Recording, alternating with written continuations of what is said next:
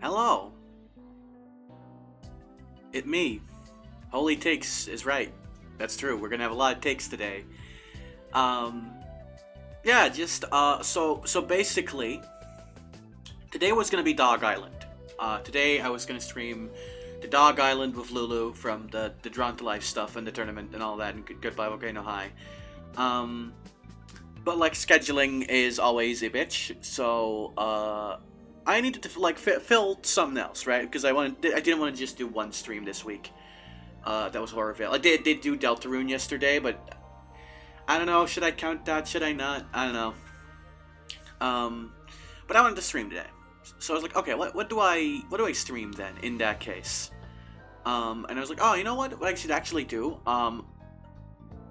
So yeah, like last year, I talked about all the stuff I played, like in terms of just games in 2023, right? And that was a pretty like fun thing to do. Just like get my thoughts out there, get like you know sort some shit mentally. Oh, how do I think this compares to this as an experience I had, and how would I recommend them? Um, and that was fun. I liked that. So I wanted to do it again this year. I was originally going to wait until I finished Horror Veil, but I don't know how long that game is. I've not finished that yet. There's some other stuff I kind of want to talk about that I haven't finished either. And some stuff that's just not finished. Like, it's still ongoing. That I also wanted to talk about. So, this is just a collection of things from 2024. That's not even necessarily from 2024, because I also played some older stuff and watched and read some older stuff. And I'm pretty excited to talk about things, honestly. Like it's a low energy kind of day. It's a vibey, we fucking ball sort of vibe, you know. So just to go through it all here. Hello Eve, thank you for subscribing. That I appreciate it. Yeah, we're gonna be talking about all the stuff from this year. There's gonna be an ad in like 20 seconds, so I'm gonna talk a little bit longer just to fill time. But hey, Eve, because she's subscribed with Prime or Echo rather, don't need to fucking watch the ads, so she can just hear me ramble about things as I fill time. So, I'm gonna be completely real. You can call me. Okay. You don't mind, good. Okay. There's some stuff on here that, as I said, I haven't finished, so that could very well move like around a little bit on like where I'm gonna put that. But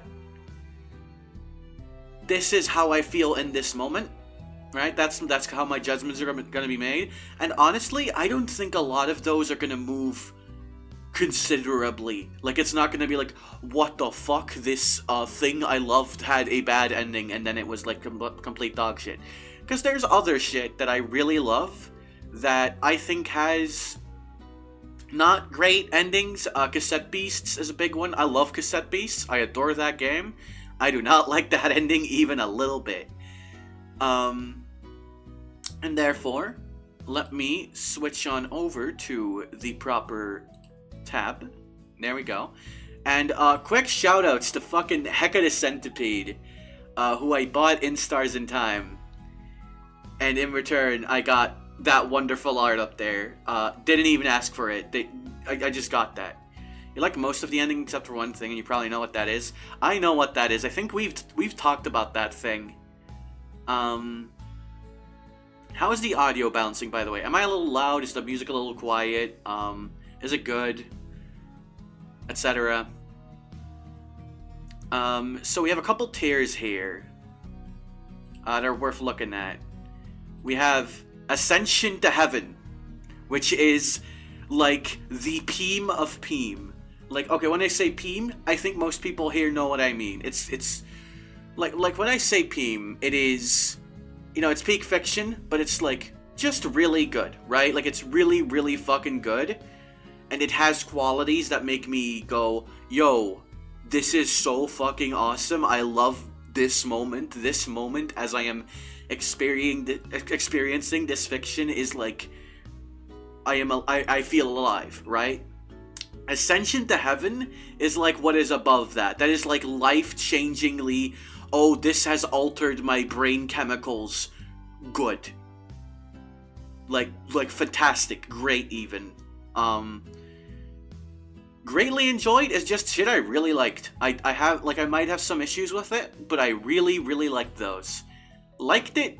I mean yeah, like I had a good time. I don't have any major issues. Um then we got that was but that's kind of it. Where it's just like I mean yeah, like yeah, okay. This I didn't mind my time with this. There might have been some bigger issues holding it all back for me, but overall I wouldn't like say it was a waste of time or anything. And then mwah, is the best vocalization I can make for that like sad little emoticon face. That is dog shit. That is the maybe don't. That is the you shouldn't do that one. You shouldn't watch or like consume this piece of fictional media. I guess the media is real, but you know what I mean. You shouldn't fucking do this. The whack noise here, the fucking. Okay, no, okay, Joni. Like that was the one that popped into my head. Whack makes so many goddamn noises though. You could be talking about like a bunch of stuff. And I just want to fucking hop into this, honestly. Like I got so much shit to talk about. You know what I mean? Though I think I did. Yeah. Okay. If it was the one I was trying to do, then yes, I know the one. So starting off. Hi, Sarah. We got Amber Isle, which is a little like dino shopkeeping game. In which you play as a little dinosaur. You get to like make your own little dinosaur. It's very cute. And you basically just have to run a shop. I didn't play a whole lot of this. I'll be real. Like that's might be a weird one to start off with. I didn't play like a ton of this. I played like 5 hours, 6 hours, or something like that. And I liked it. I thought it was.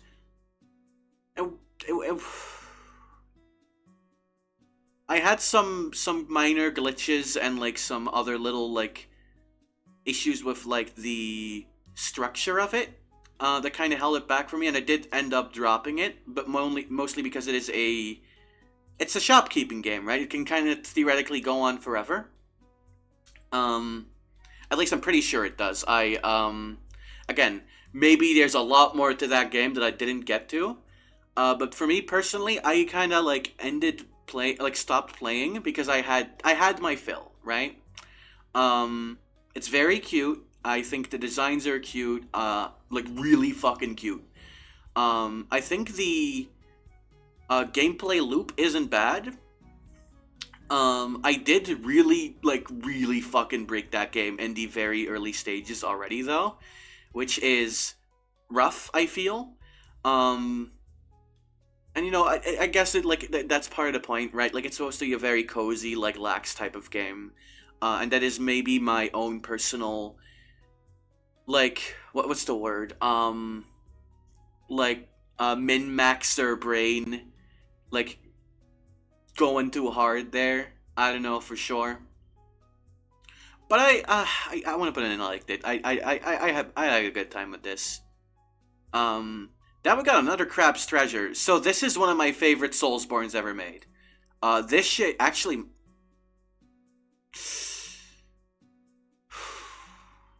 Is it Peem? It's probably Peem. It's Peem. So, another Crab's Treasure is a Soulsborne I really fuck with for a few key reasons. I think the gameplay is interesting. It's not like a typical Soulsborne in terms of its difficulty. It's a little easier than most of them. And I like a lot of those games for how difficult they are. But this was a nice, like, more casual Soulsborne experience, if that makes sense. I really, like, didn't struggle with most of the encounters in the game. I really broke it by the end. But it did feel like I had to put in the mental effort to properly do so. So I don't feel like I cheated the game or anything, right? Also, like, you know, game gives you this stuff for a reason, right? It gives you access to the tools. It gives you, if it's up to the player to make use of them. And honestly, like, that aspect of the gameplay I always really like about Soulsborne games. Just the character building and the, all the different stuff you can try. I really like the visuals. Not everyone does. I've talked to some people who aren't as fond of the way the game looks, and that's fair, like, honestly. But I really like the art style. I think it looks very cute. I really, really, really fucked with a few things. Not to get too deep into spoilers. I really liked the story, because a big reason... Yeah, I know. Yeah, I really liked the story because it tells a more traditional style of narrative as a Soulsborne game. A lot of those games they don't tell their stories in a straightforward way, right? A lot of those games thrive on lore and background elements and really subtle character narratives, but they don't have a core story. Often you just kind of end up... You gotta play Neo, but I want to at some point. I will. I believe you when you say that, but I also just liked the story it was telling. It was very... It's like Let Due to the Death Stream game being going on there, which was also... It was pretty story-driven, yeah. It did that too, yeah. I really liked the themes. There's a couple of really strong themes in there that, like, sometimes it feels a little preachy, but honestly, like, it's so fun, is the big thing. It has a lot of fun with the themes and ideas it's presenting. Usually Soulsborne games have, like, a sort of influence over most of the populace of its world. Like some fucking eldritch mind virus or whatever the fuck, right? And what I really like about Another Crab's Treasure, and this isn't like super major spoilers, in here, that thing is pollution. It is humans polluting the ocean, which then damages the brains of the sea life. And I like that. That's very cute. Maybe people would stop doing shit. That's true. No, that's true as fuck. That you are right. Yeah, I really liked that angle, because normally the influence and why it is affecting the people, like, normally the mind virus, so to speak, is something otherworldly and, like, implied to be like oh, if you fucking find out the true depths of this, you will go insane. Even from the player's perspective, right?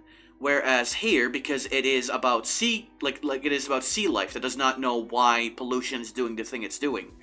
It is just sometimes shit falls from the sky, and slowly people are starting to go insane, and they don't really make that connection too much, as the people, like the characters don't. But as a player, you would know exactly what's going on there, right? And I really like that, like mix-up, kind of, like, not mix-up, like, that, the way it's playing with that idea. I really like that. I think the individual characters are, most Soulsborne stuff, including, yeah, it does, they are based on Eldritch and Lovecraftian horror, yes. And I really like the characters in this as well. I think a big thing is that I feel a lot of the characters are still in that, like, Soulsborne territory of somewhat tragic people who are, like, trying to do their best in the world they're in, outside of, like, a few, like, distinct assholes. But I think there is a certain fun to some of these characters that Dark Souls doesn't always, like all those games, don't really have too much of. And that is like a subjective thing, right? I personally like that. I personally like the more fun vibe of this game compared to the more serious one of those games. Because you do, not to say that those games don't have fun characters and stuff, like characters that are just there to fucking chill and have a good time. shoutouts, Warrior, Jar Alexander, and Sigward, and fucking all them. They're all great. Love all of them. And not even to say that like the characters that aren't like that aren't strong in their own right, because there's a lot of like characters in those games I really like. But I think the presence of a like core narrative here, Patches jumping, that would have been really funny. Wait, no, they should have absolutely done that. That would have been really funny. Just have a shot of a guy who looks like Patches doing that. That's true. You don't get a lot of characterization in Soulsborne, at least with the bosses. Yeah. And I think a big thing about this game is because it's so story-focused, it has more time... Okay, how do I describe this? Like, you spend a little bit more time with the characters, and they spend a little bit more time with each other as well. There is character interaction in this game, which is super limited in Soulsborne games. And that's not to say that there's a whole lot of that, but there is enough for me to feel... like these are people that know each other and have like some level of relationship, whereas in Soulsborne games, usually you're more so told about it rather than shown it, and that's not necessarily a bad thing. They have to establish it somehow, right? Also gotta play Code Vein. I forgot Code Vein existed. Deadass, I fully forgot that shit existed. Maybe sometime though. Maybe sometime. I do hear that's good. I do hear that's good. I might like that. But overall, it's all these things coming together in a game that is both shamelessly Soulsborne and not really that Soulsborne at all. Like a lot of your perspective seems to come explicitly from the...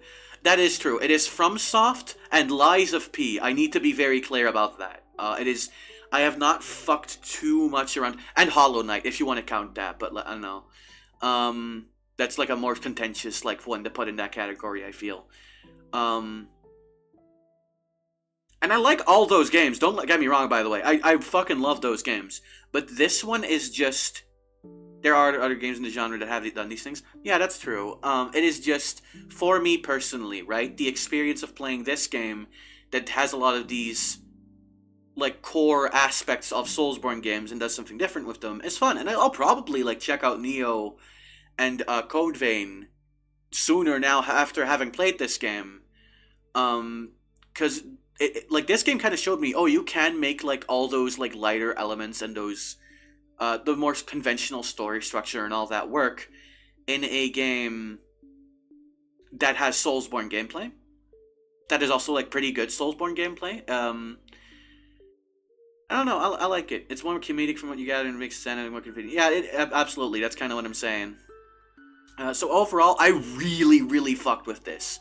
Like, most... Here's the thing. Soulsbornes are not a genre in which I have played a bad game. I kind of bounced off of, Ghost of Tsushima. Is it Ghost of Tsushima? What, fuck. Wait, am I fucking getting my games mixed up? I think I might be getting it mixed up with, Sekiro, thank you. Yeah, no, Sekiro.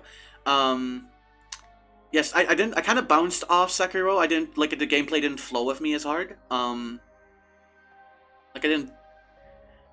Ghost of Mass Shushi. Yeah. Yeah, that one I did kind of bounce off of, but that's not because that's a bad game, right? Like, I just didn't vibe with it. But this I fucked with, and I'll make sure to play those other ones in the future at some point. Will I stream them? I mean, I didn't stream this, but you know. Next up, we got Anton Blast. This is one of the last things I played in 2024. I feel really bad about this. I'm putting this in liked it, and there's a few key reasons for that. You are also not a Sekiro enjoyer. That's fair. So Anton Blast is a really fucking cool game. I need to specify that, because I just put that in the, like, center of the list. I think Anton Blast fucking rules. But this game gets a lot of comparisons to Pizza Tower, right? And a big difference between the two is that I think Pizza Tower is a lot more accessible. Pizza Tower has a lot of little things in regards to the difficulty that I feel make it a little easier to hop into.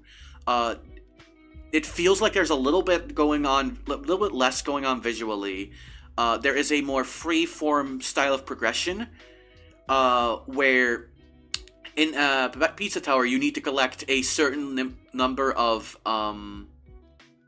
like you need to collect toppings, right, in every level, and you need a certain level of toppings per world to move on to the next world. Whereas Anton Blast is linear. You go from level to level. Like there's a hub world, but it is like linear progress. You can't like do level 1 and then level 3 and then level 2. And Anton Blast stages are a lot longer, which, I'll be real, is not necessarily an issue. They do a little bit more with the gimmicks of each stage compared to Pizza Tower. But there's also a live system. I do know that this is a sequel to Anton Ball. I was aware of that. There is like you have lives, like right, not like in a Crash Bandicoot sense, but you have like you can take like 3 or 4 hits, or like maybe 5 later on in the game. But you can take a limited number of hits before you are sent back to a checkpoint. This makes this game a lot harder than Pizza Tower, where the fail state doesn't actually happen until you are at the end of the level. And both of these games, or not at the end, but at the halfway point, quote unquote, like when the tower starts to collapse, or the floor. This game also has that mechanic, but because the stages are a lot longer, and it's very checkpoint based, and like there's a lot more room to fuck up and die, because it's also a lot harder to process what's going on visually. It's a lot more taxing, and I personally, like, eventually it kind of got to me, and I kind of had to drop this game because it was too much for me to like keep playing. This game gave me a headache at several points, I'm not gonna lie. This was really fucking intense, but this game is so fucking fun. Oh my god, like when I had moments of really gelling with this game, I really fucked with it. The movement is fantastic. I really like the comedy. The main villain is the red guy from Cow and Chicken, basically. The main characters are Anton and Annie, and I think they're both really fun. The dialogue's really good. This one's a lot more dialogue driven in terms of its comedy compared to Pizza Tower and stuff. The sound design is really fucking like snappy. I love it's very Crash Bandicoot-esque with the way the boxes break and stuff. The music's pretty good. I don't remember any tracks off the top of my head, but in the moment, it's that type of music, right? It works fantastic in the moment as you are playing the game. And it enhances the active experience of playing it in a really fun way. But because there was so much shit going on, I couldn't like process too much of it. And that design's really fun. You can tell. Honestly, I was really surprised by how he's like able to hold a conversation. I wouldn't have guessed that from a character design like that. He looks a little bit more like a fucking demented psychopath than he actually is. But that's also kind of fun. I like the voice acting a lot. It's very fun. It's very charming. I only got through one boss battle, which is an issue. Fini, true. I got through one boss, and I did really like that boss. Like, there were a couple mini bosses, I feel, like the little guys in between like each world, quote unquote. A twisted fucking psychopath. That's true. I don't know if he rides a bike, but I think maybe that he does in a later level. I didn't get that far. The level that bounced, like, the one that, like, filtered me was the pinball one, for people who played this game. There is a level where you are in a pinball machine, and that one fucked me up, like, crazy. Oh my god, that one was fucked up. Oh, that was rough. But that said, even though I put this in, I liked it, if you love, like, Wario Land / Pizza Tower style platformers, or even, like, Sonic or something like that, right? And you want something a little harder than Pizza Tower, I think you'd really fuck with this. Like, really fuck with this. But overall, I did unfortunately kind of bounce off of it. Next up, there is Awaria, which I really greatly enjoyed, I would say. Awaria is the new game by the Helltaker dev, and I actually really like this one. Helltaker was fun. I really liked the designs and like the writing in that a lot. And Awaria... Okay, so the thing with Helltaker is I didn't fuck with the Sokoban style of gameplay, right? I really don't. I'm not a block, push, and puzzle kind of guy. But this gameplay for Awaria, this shit was good. I really fucked with playing this. The gameplay of Awaria is basically that you are a little, like, mechanic, and you have to fix machines in this, like... I'm not sure if it's a space station or what it is exactly. But you have to fix these machines by going to these like dispensers and grabbing the materials and then going to the machines and fixing them. But as you are doing this, there are ghosts chasing you, and the ghosts are like pretty ladies. This is Yuri, by the way. This is women kissing women. There's a lot of women that want to kiss women in this. Every woman in this game wants to kiss every other woman in this game at least a little bit. It's maintenance tunnels in some kind of future city. That makes sense, yeah. They call them tunnel runners. The way I interpreted it wasn't necessarily a city, but that does make a lot more sense. I think the visual presentation is mostly really good. Helltaker also looked fantastic. I think I like the character designs here a little less overall. I think a big reason for that is the choice of colors. Helltaker has a lot of whites, reds, and blacks throughout all of its character designs, right? And they balance them differently based on the character for, like, reasons. Shoutouts to Beelzebub being, like, all red. That's fun. Like, Lucifer being way more, like, having a lot more black than the other characters in terms of inner outfit. That's fun. This one suffers from every character being either almost entirely green or almost entirely purple. So the issue is less so... It's not even just that choice. It is that they are the exact same shade of green or purple throughout 70 to 80% of the design, and the accent color is, like, black for everyone. There's, like, a little bit of white in the boss's design. Green characters suck, yes. Fuck you. I set myself up for that. I'm green and purple. But yeah, I do feel the color balancing is a slight issue with some of the designs. Now, they still look good, I feel. I think in gameplay, they, like, communicate it really well. There's a certain irony of you not liking the choice of green and purple being used so much. Yeah, no, it is ironic. It is just the fact that, like, I feel like, okay, and this is the funny other bit, I feel like yellows and golds could have used a lot, like, could have been very good. But this is me complaining about something really minor for honestly way too long. This game fucks. Like, playing it, it's so good. The writing is really, really fun.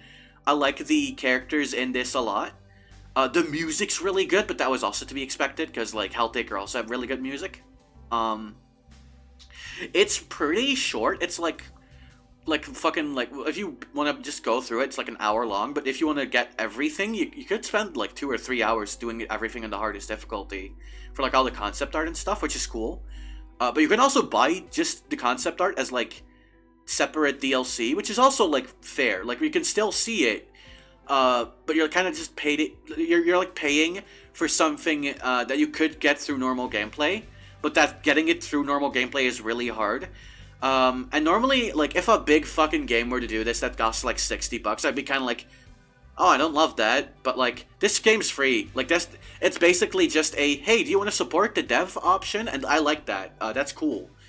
Yeah, this shit rocked, honestly. The fact that this is free means I think almost like, if you have a vague interest in a game like this, you should fucking play it. Like, you really have no reason not to. It's short, it's free, it's really fucking good.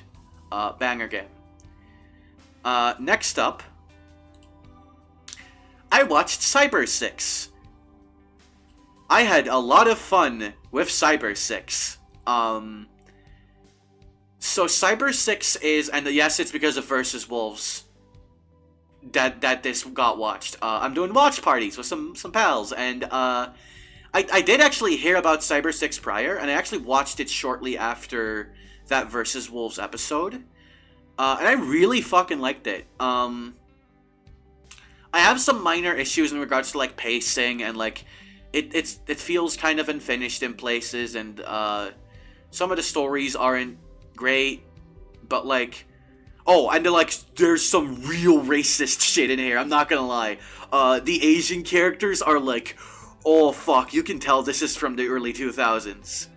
They could have got more gender with it, yeah, but like the level of gender that they managed to do is still crazy. This shit is crazy fucking gay.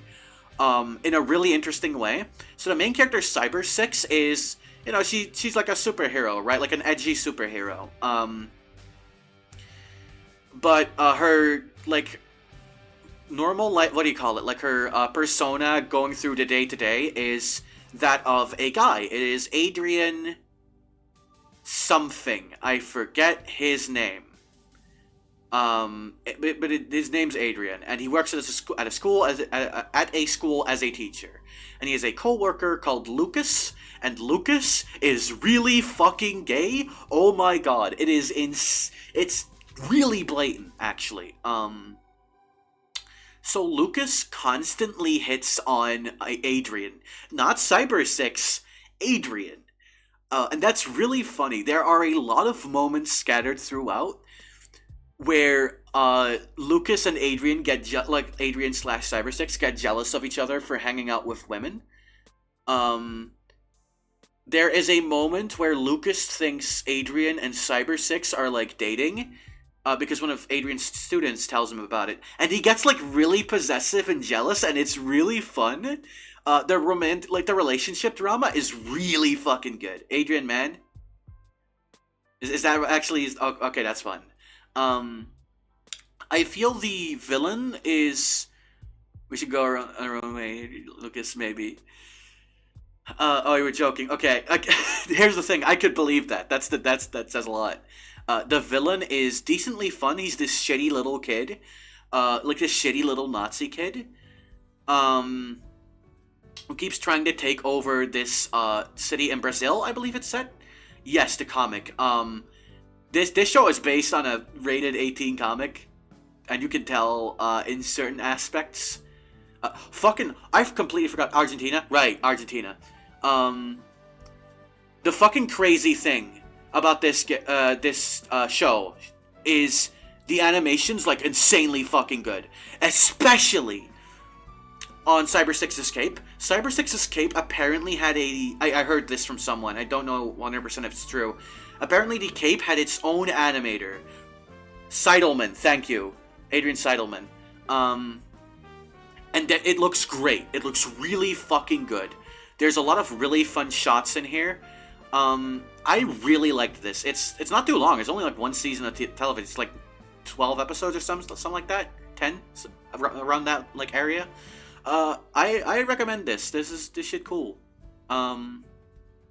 Then I played this game twice. I played Dale and Dawson. I like this. It's an office company, like it's an office Among Us almost. One person is two people are slackers in a company.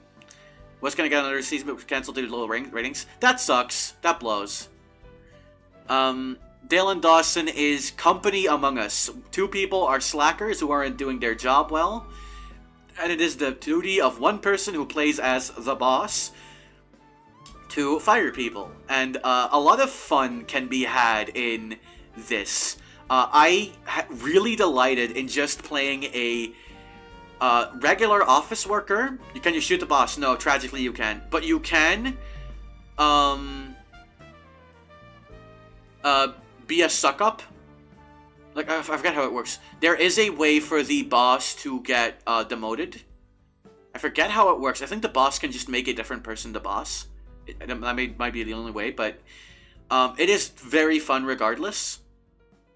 It's that one movie about office workers who want revenge on their boss / coworker. True, it's that, yeah. And it's pretty fun. Just in terms of playing around with friends and fucking goofing off while you're trying to find out who's a slacker and who's not. Um, there were a lot of funny moments when I streamed this. Shoutouts to me constantly tormenting people as I was an actual office worker, but tried to get them to believe I was actually a slacker. Because I just wasn't doing my fucking job and I was fucking around all the time. And then as the janitor, locking everyone in rooms just to be a dick. That was fun. And like actively like pursuing the slackers and like because a janitor is a role you can be when you get fired as the first person who gets fired. And that's like a free agent, right? You can like assist the slackers once you like suss out who they are, or you can like try and help people still. It's really fun. I really like it. Yeah, that was fun. I liked that one. That was a very fun experience. So I played the original Drawn to Life before when I was about 6 or 7 years old, and I usually wouldn't put a thing I've already played on here. But I didn't have a brain yet back then. And also, because I played Drawn to Life the next chapter, after playing this game, I was able to recontextualize the stuff in the original. And this is kind of about both games as a set. Because I haven't played either in years. So it's like a fresh experience, kind of, right? Drawn to Life's Peem. Here's the thing. The first Drawn to Life is a mid 6 out of 10 DS like platformer with a somewhat fun gimmick where you can draw things. The second one is an incredibly fucking good DS platformer, like really really good, with a story that is super compelling.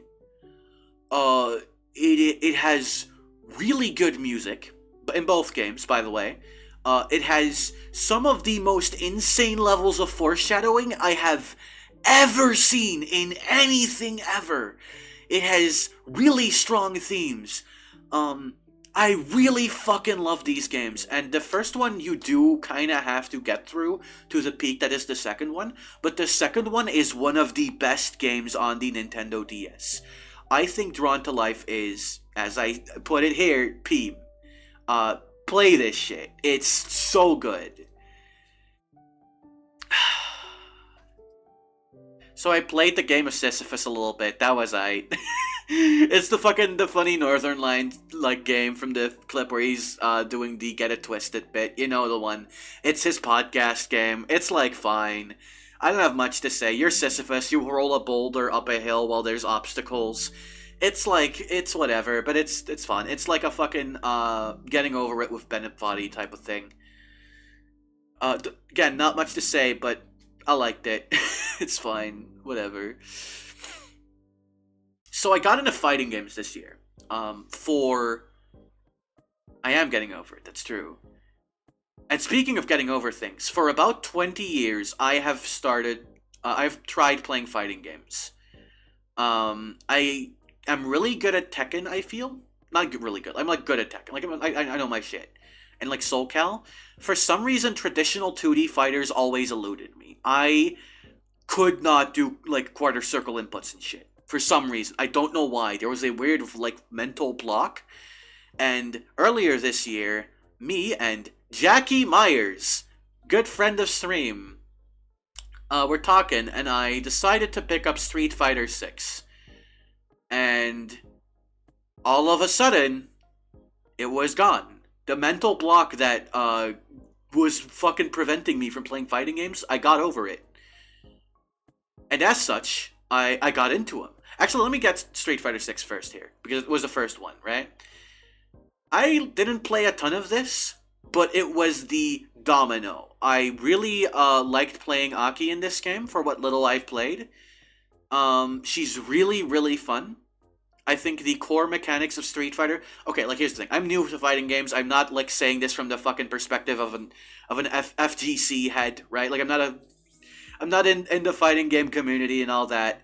But from a getting into fighting games perspective, I really liked my time with Street Fighter 6. This was great. It has a lot of fun characters. It has a lot of fun mechanics. Got a lot of personality. There are a lot of things to be said, and I think Jackie says them like every Street Fighter stream about the state of the game and like certain character archetypes, hello Shotos, being obscenely fucking crazy, fucked up.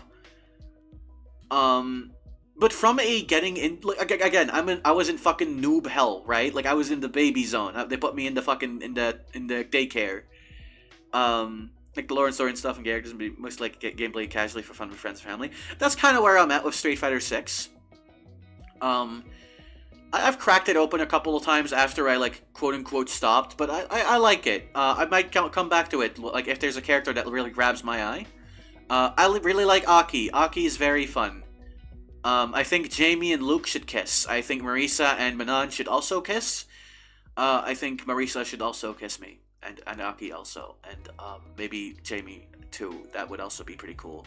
But then, I picked up Guilty Gear. And I wasn't actually sure who I wanted to play in Guilty Gear. I kind of like walked around the cast a little bit. Until friend of stream Steve asked me, hey, who did you play in Street Fighter 6? And I said Aki, and he was like, okay, why did you play Aki? And I was like, well, okay, Aki has some like fun zoning tools while also being able to like rush down some people. And I really liked that. I really liked that about playing Aki. And he went, oh, you should try Elfelt. And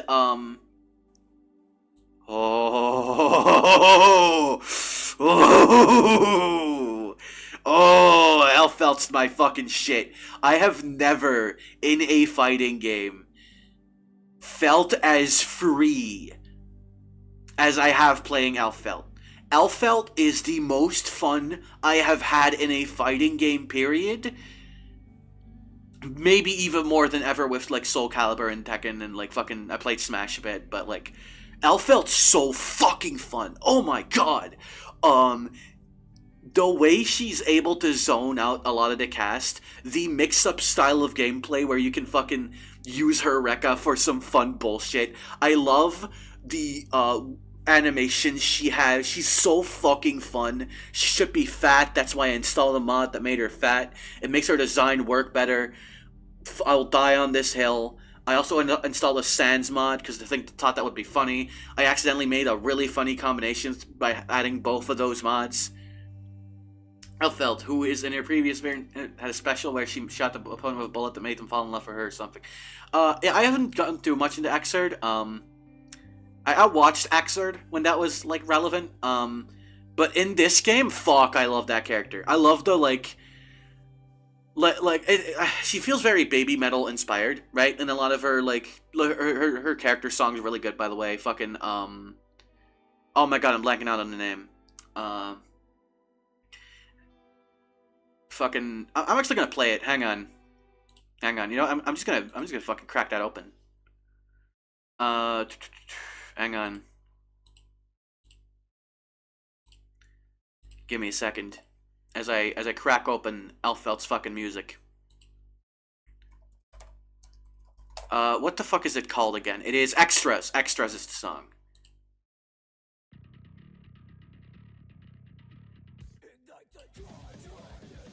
There we go. There we go. Turn that down slightly. Yeah.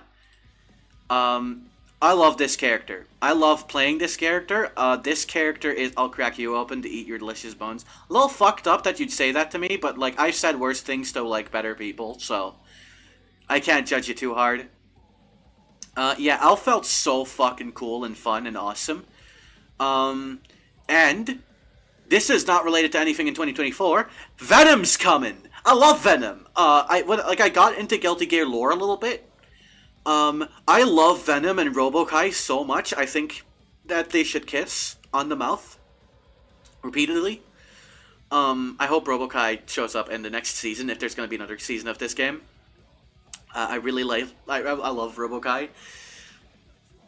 Venom's so cool. I can't wait to, like, play more of this game and also pick him up. I played some of the other characters as well in Guilty Gear, just to fuck around with them. Johnny and Bridget were, like, decently fun. I I like labbing a lot, actually. This game made me realize that. I love labbing. I love fucking around in training mode. And doing that with Asuka R. Kreutz is hilarious. I love labbing with Asuka. Don't ask me to play that guy in a serious context. I will fucking die. But labbing that dude was very fun. I also tried a little bit of Anji. Mr. Sex with a Man. He's pretty cool. I like Anji. Not fucking with him as much as Alfeld or any of those other characters, but like I like him. You know, he's cool. Yeah, Guilty Gear fucking rules. Like, honestly, like, I fucking made a shit post on Twitter that blew the fuck up. That was someone's animation of Rainai's circulation, but with Alfeld, and I slapped everybody's circulation on it. And some people really liked that. They got like a fuck ton of likes and shit. Also, some people violently fucking hated it. I got a couple of fucking slurs thrown at me and shit, and I can let that shit bounce off me. But there was some really funny rabbit holes I went down with friends, just looking at some of the deranged fucking people that like.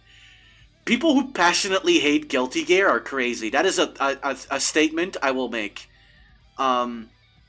This game's fun. I like this game. I like the music a lot. SF6 also cool. I like Guilty Gear more. But if SF6 like ends up getting a character in Season 3 that I really, really like, I might like that more. I don't know. Like, that's the thing about fighting games, right? It's all based on the characters that you like playing. And on that note, and I'm going to stop the extras here, and return to our previous music. There we go. There's the playlist. You love grapplers? I assume that's meant to say grappler. Yeah, feeplers. I like that word though. That's a fun word. Feeplers. We need a new Blaze Blue. I don't like Blaze Blue that much, but also I 100% agree. Right? I know too many people who like Blaze Blue to like say no to that. Blaze Blue. You think Blaze Blue's story is just straight up finished? Maybe. I don't know. I don't know too much about Blaze Blue. I know a couple characters. I like Taukaka and Arakune. That's my take. I like the cat guy's design. I forget his name. Next up on the fighting game section, the last one actually, I think. I played a lot of Pokemon Close Combat. I'm not gonna say this is Peem. No, I'm gonna put this in greatly enjoyed. Pokemon Close Combat's like really fucking good. I played a lot of this as well. This is a game. Okay, so the thing with Guilty Gear is that Guilty Gear is a fighting game with a character that I really like. I like Pokemon Close Combat as a base game more. There is no character I fucked with as hard as Elfelt, but I fucked with a lot more of that cast overall. I really love Poliwrath. He's kind of similar to Elfelt. He's in that like he can like do some fun movement shit while also having good zoning tools. I really like Poliwrath. I enjoyed Chestnut a fair bit. I don't think he's super good.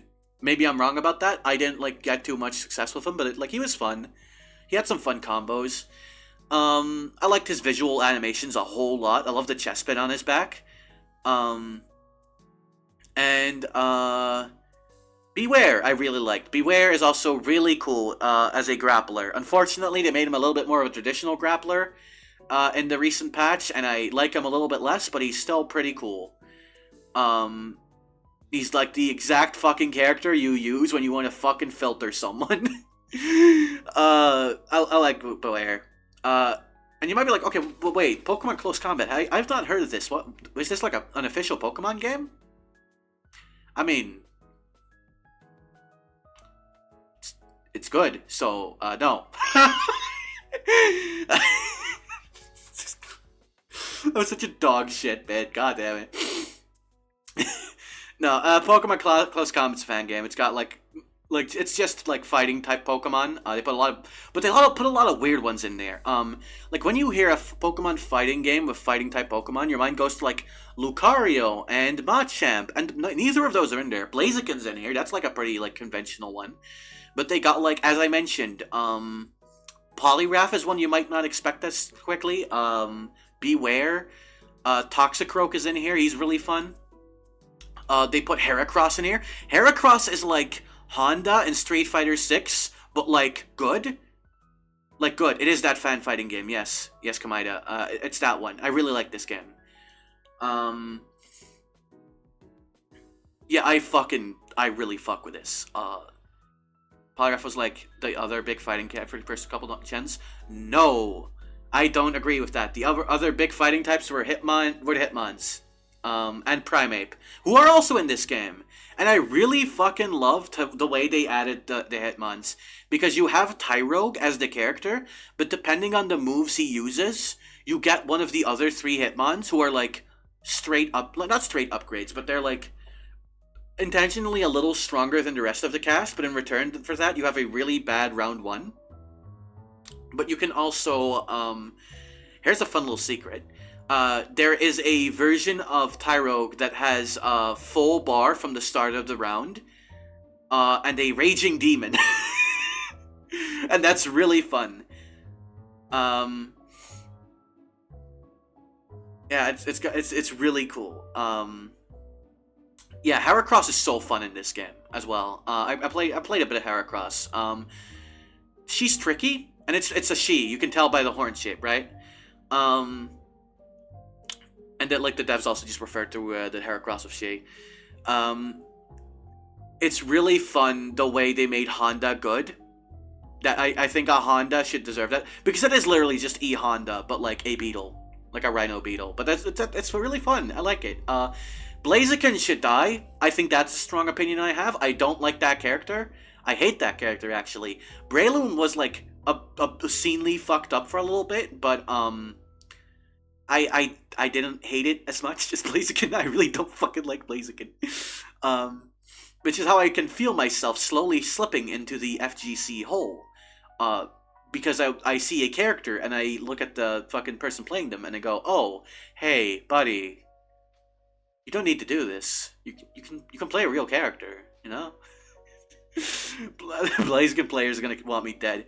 Yeah, a lot of that cast is really fun.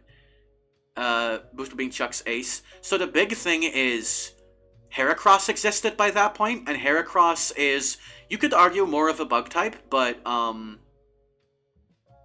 like, it was still more relevant, and also Primeape, I would say, is more relevant than Poliwrath was. Primeape is such a fun character in this game. You can just mash buttons and you sometimes win rounds, just not even trying. It's really stupid. I like close combat. That shit cool. Moving on from the fighting game talk. Yeah, it was mainly a water type, and even in this game, like, they lean into the water angle a lot more. But yeah, I like a lot of this game. It's a little finicky to set up. Like, the player base isn't as big as, like, those other 2 fighting games. But I liked it a lot. Fucking fighting games are cool. I'm probably gonna play more of them. Next up, Horror Veil. I have not finished this one. This is the one that, like, I was thinking about, like, delaying this list for. But I'm pretty confident in saying this shit kinda peem. This is one of the best RPG Maker RPGs I have maybe ever played. It is incredibly good. It has a really big playable cast. Spooktacular new tier. That's cute, but I'm not gonna do that. But that is cute. I like that. It has a really big cast of really fun characters. And like a bunch of party members, you get a lot of variety in the way you can build teams, even from pretty early on. Only one of the only 2 on this list you've played. Good. Play more. This shit good. I fucking love this shit. The writing's so fun. The demo, but still, play the whole thing. This shit's so good. It's really funny. It's got a lot of really good bits. It has okay. This game has a lot of references in it. But Horror Veil is a game that is designed as a giant love letter to horror as a genre, while not being a horror game, which is interesting. It's a decision that might, like, surprise you, but it pays off incredibly well. I love the cast. I love when this game goes for a slightly more horror-y angle, it kind of works. Like, you can tell the dev knows his shit about horror. I think the dev uses he/him. I'm not 100% sure. The main dev, at least. He loves the Jekyll in chat. Such a fun play. Oh, you mean the transmask icon Jekyll? And yeah, his head name Chad? Yeah. Apparently that's a common read a lot of people had, which wasn't intentional, but like, he really reads that way.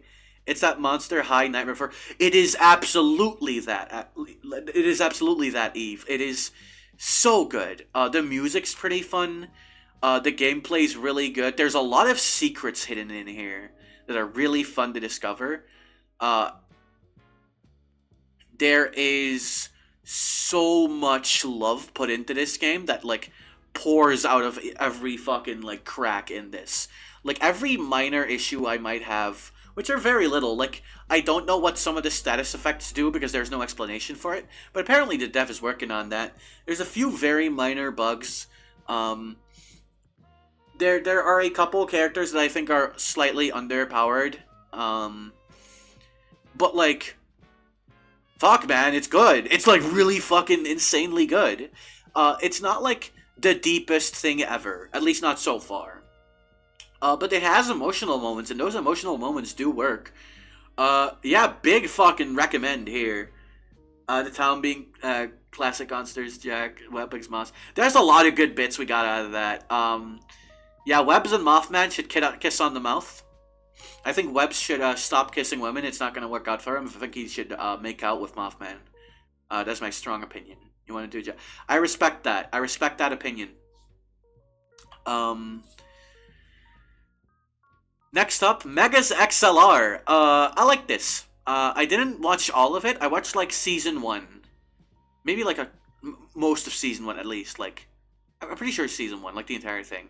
I'm pretty sure. I'm not 100%. But I like this. This was fun. Megas has a very fun vibe. Binging it was probably not a great idea. This feels like a show you should not watch in 4 or 5 episode chunks. This song feels a little loud. Is that just me? I'm gonna put this a little lower. Actually, I'm gonna skip this song. Fucking go back to the Going Under soundtrack. You thought this one would have been lower? No, I like Megas. I had a lot of fun with this. I have my issues with it. The pacing's a little whack. It feels like it goes on for a little too long in some scenes.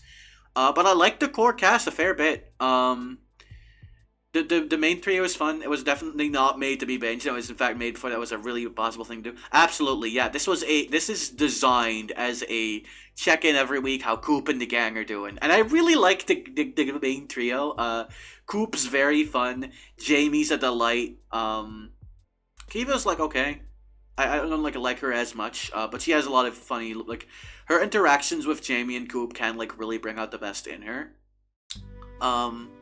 It's very monster of the week, so there's that. But like, yeah, I don't know. This shit fun. Not a whole lot to say. I liked it. So like, mouthwashing's insanely fucking good. This is like the indicator for how good something in Ascension to Heaven has to be. I feel mouthwashing is trend fucking sending. Like. The writing in mouthwashing is it's a very specific style of story where you do really need to go through it 2 times to really pick up on everything, and maybe more. There's a lot of subtle shit in here. It's not really a gameplay game, and a few gameplay sections that are in here are a little like, but like that's the worst I can say about it, man. Fujoshi's recommended it to me, but I still even need to watch it. I think. Fujoshi's recommending mouthwashing is horrifying. I'm compelled by that. I mean, if you want toxic yaoi, this has that. It also has a lot to say about the mistreatment of women, which is all I'll be able to say about it. Men likers confuse you. I can't even blame you. But we'll get there. But we'll get to the fact that I can't blame you later. Yeah, it is an incredibly good short story of a group of people trapped in a space station or a spaceship, and the whole thing about this ability. That also, there's so much to dig into. Of course, there's a game about the mistreatment of women, but these people focus on the yaoi. That is actually, like, a thing you can complain about, but, like, we're not talking about the fucking fans, okay? We're not gonna fucking go into that too hard. We're not here to focus on the mouthwashing fandom, we're here to focus on mouthwashing. And what mouthwashing is obscenely fucking good. So, that is all I'll say. You want some good shit, fucking play this, or watch a Let's Play if you don't, like, do horror well. That's fair. Then we got Poke Rogue. So this one's interesting. Apparently that lead dev for this was like a piece of shit, but then they quit because they had like a fucking religious vision or whatever the fuck. But I really like Poke Rogue. This is a very fun Pokemon roguelike. It has a lot of fun design choices that I really like. I don't have huge...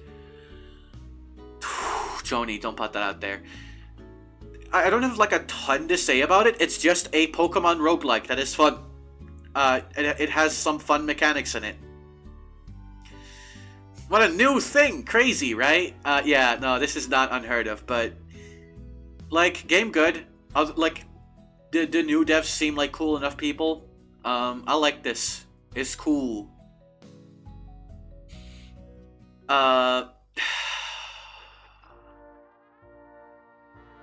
So let's talk about Queer Duck. He's intellectual. Queer Duck, he's homosexual. Please don't think that he's perverse. He's the patient's favorite male nurse. It's okay that he's fey. He's just openly gay. He's a wonderfully queer duck. So Queer Duck is fucking dog shit. Like, Queer Duck was a show I watched with pals, thinking it was going to be pretty funny, bad fucking dog shit. And it has defined 2024 in a way for me. It is upsetting how much I've thought about Queer Duck. If only it was the Oscar Wildcat show. It is nothing but constant homophobic and transphobic and fucking stupid celebrity jokes. It is really aggressively unfunny to the point where occasionally when there is a joke that is competently told, it makes it seem like the greatest thing ever before you like land back in reality and realize it is actually just fine. It is a passable joke in a show that is constantly awful. It is kind of fucking anti-Semitic, which is crazy, because the main guy who made this is Jewish. Apparently this has a non-ironic queer fandom, which is fascinating to me. How is that possible? This show is fucking homophobic non-stop. That show you saw once on YouTube. Oh god, I'm so sorry for you, Kameda. You got moments in the clearest air under a beautiful sun before being dragged back under the sewage. White American gay men are kind of just like that. Like...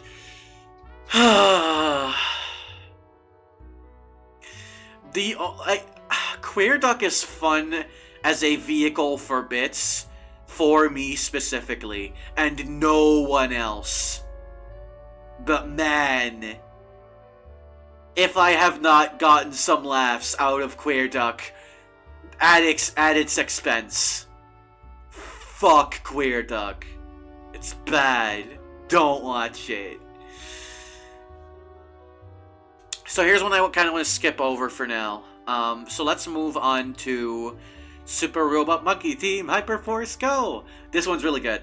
This one's really, really good, honestly. What was the most impactful thing Critic ever did? Defined the Sadani Noko's channel for like a little bit. The one duck you would not fuck, Joni, you're a freak of nature, I swear.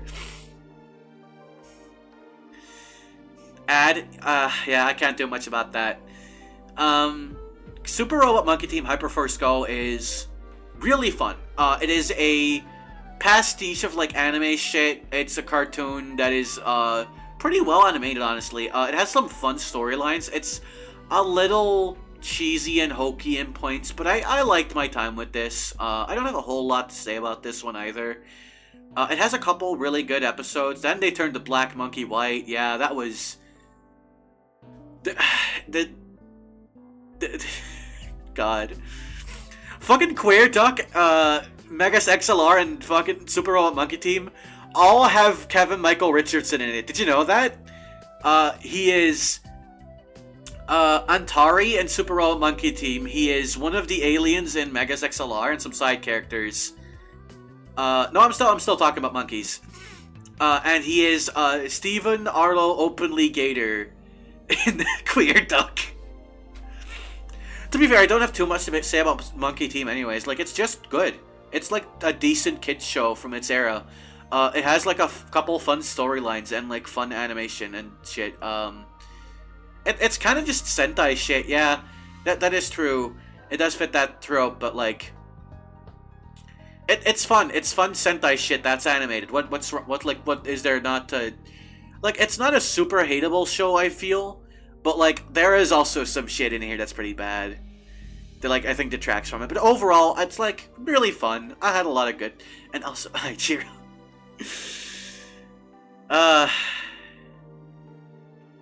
Yeah, Monkey Team was cool. So I played Bear's Restaurant. This game is fucking insane. This is a game by the Mex Monster devs. Which was my favorite game of 2023.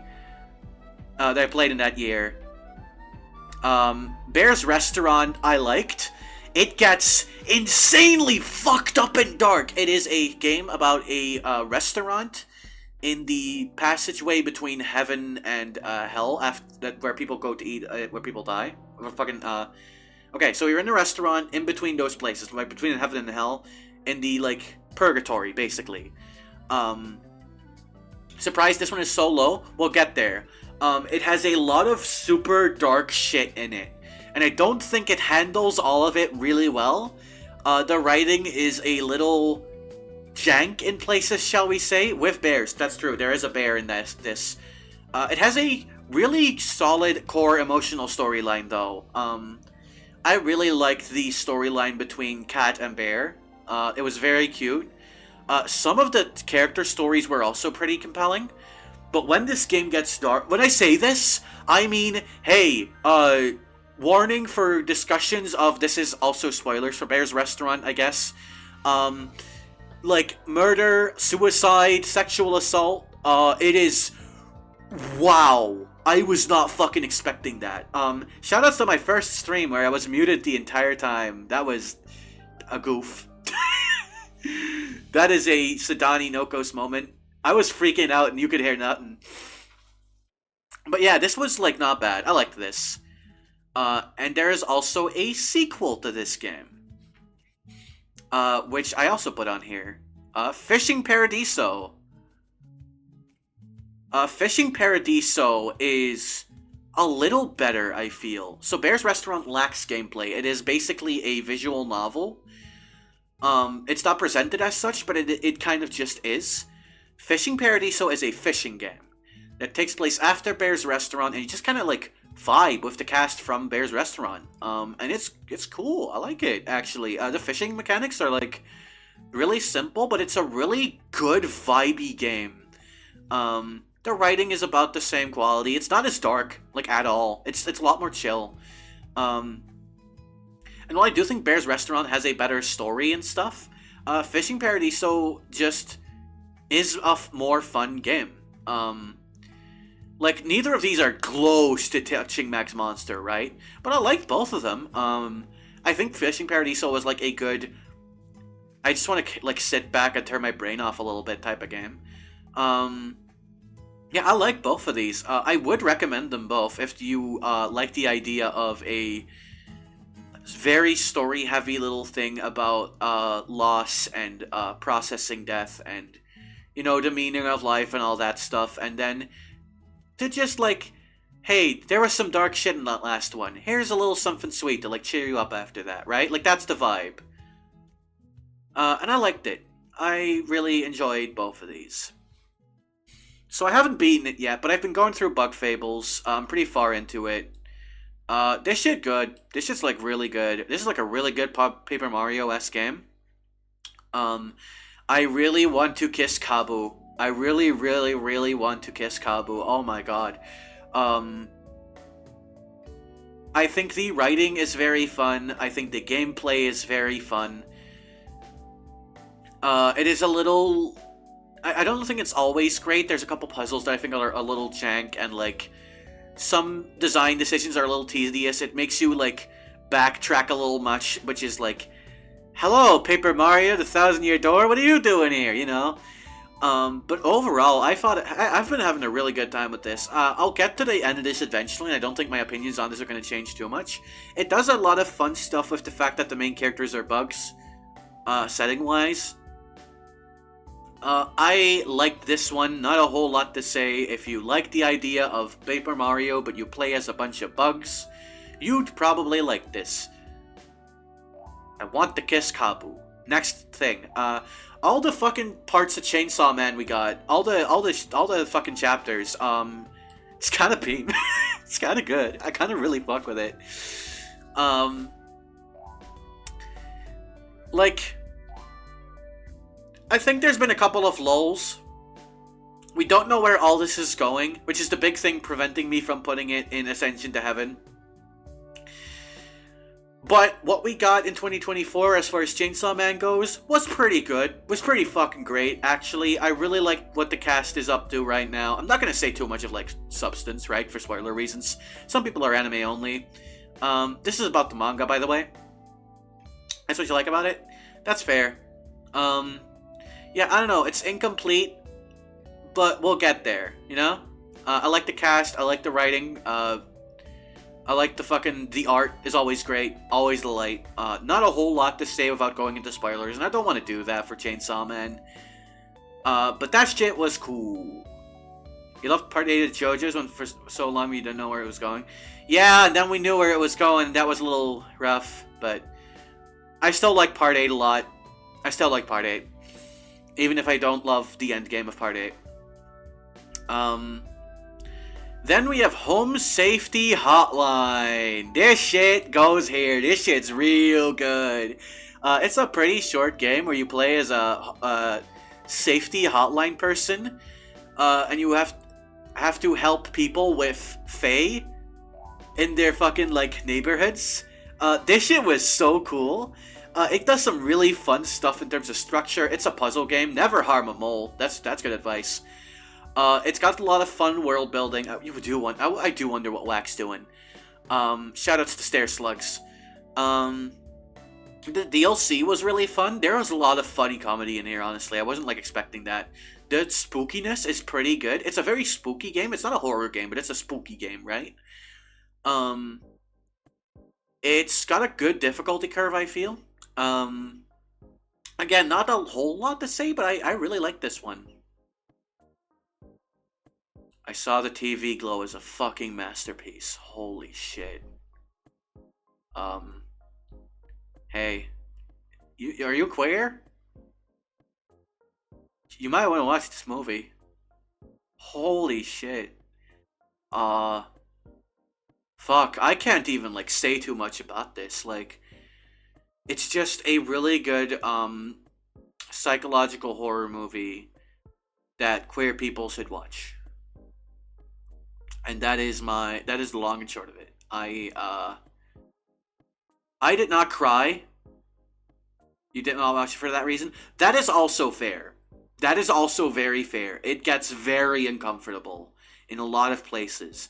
And that is why I really think this is... You're not ready for whatever that's going to be, and you don't think you'll ever be. That's fair. I would recommend this to everyone, but I would, like, also give it that warning of, like, hey, but it is, like, it's gonna fucking come for you. You know what I mean? Like, this shit's going to hit you. And it is immensely powerful. This is a movie I watched where I was shocked that I did not cry. Like, I feel like it was more so the opposite sensation of like I felt so empty after watching it in a good way. In a good way. Let me clarify. I felt so hollow and empty after it. It is profoundly beautiful. And speaking of profoundly beautiful fiction, so start again, a prologue is Peem, in my mind. This is a very good short game. It has some mechanical issues, I feel, but it tells a really compelling short story of a person who is trapped in a time loop, in a dungeon, in an RPG. And it was the prologue to In Stars and Time. My favorite thing of 2024. It released in 2023. I don't love it as much as Meg's Monster. This is one of the best pieces of fiction I have ever seen. Siffrin Hours, real. I have never in my life felt more kinship with a character than I have the main character of In Stars and Time. Siffrin is one of the most compelling protagonists I have ever had the joy to watch. Every side character in this game is phenomenal. The party is it is maybe the best one I've ever seen. The music's really good, the visuals are really good, the gameplay is not flawless, but its flaws work for it. The flaws are there for a reason, and though not everyone might be willing to put up with them, if you can't put up with them, I think you should still. You still should. It's so good. Oh my god. This is, in terms of writing, like, the level of themes in this game. I have watched 7 different playthroughs of this game. And, like, some of those are still ongoing. But every single time, I notice new shit. It is insane, the level of thought that was put into this. This is a... Not to say this is a refined version of what Start Again set out to deliver is underselling it immensely. This is the definition of Peem. It is a game that has made me cry laughing. It has made me cry because it's the sweetest fucking thing on the planet. It has made me cry because I was horrified what was going to happen in certain situations. It made me fucking furious at points. It is immaculate. It's everything. It's In Stars and Time. It's my 4th favorite thing ever. So now we're gonna have to go from I Saw the TV Glow and In Stars and Time to Neil Breen's A Twisted Pair. Fucking, it's dog shit. I don't even need to say much about that. Neil Breen is a really fucking bad director. No one in this movie knows how to act. The story is incomprehensible. It is a delight to watch, but it is complete ass. It is sludge. It's not good. And I also watched Parkour Civilization, which, where the fuck do I put this? Like, it's such a meme that I'm gonna put this in Greatly Enjoyed It. I think Parkour Civilization, if you go into it just wanting to have some fun with some stupid, like, Minecraft parkour bullshit anime shonen fucking garbage, it's kind of that. It's that, but it's like, it is so honest to itself about that it's kind of charming. It has, like, themes that are pretty surface level and pretty, like, it's about fucking capitalism and shit, right? But, like, it's fun. It's just really fun. I don't have much to say. Parkour Civilization was good. It knew what it was, and it was never trying to be anything else, and it's good. I finally played Peggle. Will I leave for the chicken? I will jump for that beef, and I will make it every day, except for the one time I want to go for the chicken, because I'm like, oh yeah, I'm kind of getting sick of the beef, and then I fuck up the chicken jump. That's how it goes. So Peggle is the game I finally played, and yeah, this is good. It's Peggle. Like, it is an inherently fantastic game. Everyone knows what fucking Peggle is. If you look it up, like, if you don't know and you look it up, you go, oh wait, never mind, it's that game. Yeah, okay. It's, good. I don't fucking have... What the fuck do I say about Peggle, man? Did you do this because I kept making the Peggle 2 joke? No, I started playing Peggle because I wanted to play Peglin, but I wanted to play the original first. I haven't gotten to Peglin yet. I was playing Peggle too much. I was fucking busy 100%ing Peggle. But that shit was great. The Plucky Squire is a cute little game. It is by James Turner, who designed some of the Pokemon, starting from Gen 5. He designed, like, what's the fucking Poipole and, like, the other one it evolves into? Naganandel or something? Naganandel? I don't know how you pronounce that. And, like, a bunch of Gen 5 and Gen 6 and, like, that era of Pokemon. And he made, like, a game with his own studio, and it was pretty cute. I streamed this twice. I didn't really want to keep streaming it. It wasn't, like, a stream game for me. But, this was cute. Like, I like this. I didn't have, like... It's a little simple, but, like, it's charming in its simplicity, right? It's a little Zelda clone with fun presentation, a few cute bits. This is a good game to play with like a cousin or something, or like a small sibling, maybe a kid if you have one. I feel like they might get a lot out of this one.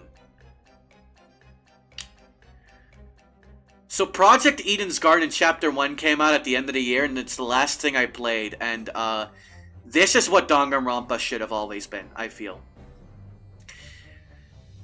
No, okay, that's not quite right. I think Project Eden's Garden is the ideal of what Danganronpa can be for me. It has really fun characters that are maybe a little bit more understated than some of Danganronpa 2 and 3's cast. You have Peggle with no memories of ever playing it? Crazy. It is not as... Like, the characters aren't quite as wacky and zany as 2 and 3's cast. They're overall a little bit more, down-to-earth, but they're not the stick-in-the-muds that Danganronpa 1's cast is. Because Danganronpa 1's cast is kind of miserable all the time. With, like, a few exceptions. And over here we have, like, a pretty chill cast. With, like, a few standout, really fun ones. The acronym is PEG? That's true. That's true. You're right about that, Kameda. So Project Eden's Garden did something no Danganronpa game did before it, and that is give me a main character that I really fucking love! I love Damon! Oh my god, he's such a piece of shit! I fucking hate this guy! I love him, he's so good! It's not just because he's snake-themed, though that helps. The cast is so fun. The visual presentation. This is a Danganronpa fan game, but this shit looks as good as V3. Like, straight up. It is incredible. The music's insanely good. The gameplay, I have some minor issues with. But, I mean, I have minor issues with Danganronpa's gameplay as well. Some of the fucking mysteries are a little... I don't love, Chapter 1, this is mostly about Chapter 1, has a few things in its trial section that were a little to me, but the emotional core is very strong throughout. I like the cast. I think the voice acting is crazy. This is a fan game with voice acting this good? Oh my god. These people are giving their fucking everything for this shit. Damon's voice actor is fantastic. I'm not gonna say who it is, but the culprit for Chapter 1, their voice acting is crazy. The execution is... Wow! What the fuck? There is a lot of theming in this game that I really enjoy. It's fantastic. I can't wait to see where this game goes. Oh my god, it's so good. I love this shit. I love Eden's Garden. Ride or Die. This shit brought back the fucking Danganronpa fan I was in my teens. Then we have Skybound's run of Transformers. I was a Transformers kid growing up. I'm not gonna lie about that fact. I'm not gonna hide that. There might be a little bit of bias because of that. I don't know. But this is the best Transformers has ever been. And probably ever will be. It is an incredibly powerful, ongoing story about war, and like I'm not generally a big guy. Like I don't love stories about war, but there is a heart to Skybound's Transformers run, written by Daniel Warren Johnson. Which fucking thank you so much, man. That shit, you fucking nailed this shit. The cast is at the top of their game. Especially shout out to two characters. Optimus is the best he's been in years. Oh my god, they fucking... This sad, tragic old man. Oh. He just can't get a win. But man, if he won't stop trying. I love this version of Optimus so much. He's such a gentle giant. I love him so much. He's such a grandpa, you know? And as some of you might expect, this version of Starscream is one of my favorite characters ever. Just period. I think he is funny. Immensely so, actually. He is incredibly compelling. He's tragic. And he's a miserable piece of shit that I want to see suffer. And when I see him suffer, little serotonin sparks in my brain go off, and I feel great. I'm not going to go into too much detail on how I feel about Starscream, because this is Twitch. But I think me saying that kind of says everything I need to. I feel similarly to Starscream as I do Golan from Meg's Monster, so that says a lot. Jot that down. The action scenes too. Oh my god, yeah. The wrestling fucking shit in here is so fun. The action, the art. Oh my god. The way the art pops out of the page at points is incredible. This is a beautiful looking fucking comic. Every fucking panel is overflowing with fucking like detail. Like this, you can feel the fact that this is the fact that this is a monthly release. How Starscream got his name in this comic? Yes, that shit ruled. Not gonna say too much about it because I don't want to spoil things, but that shit's great. And hey, you know what else is good? The rest of the cast. I like Ratchet. I like Cliffjumper. I really love what they're doing with RC. A lot of the latter cast is really cool. I really like Soundwave, Skywarp, and Thundercracker in this, like a ton actually. What a lack of Megatron did for those Decepticons, and I can't fucking wait what they're gonna do with it when he's back, because like it's fucking Transformers, right? Like no way Megatron's not gonna get to do anything. But that's all I'll say about that. The humans are also really good, by the way.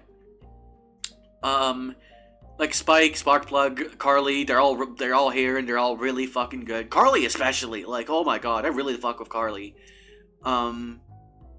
Yeah, fantastic comic. Catch up with this shit. It's so good.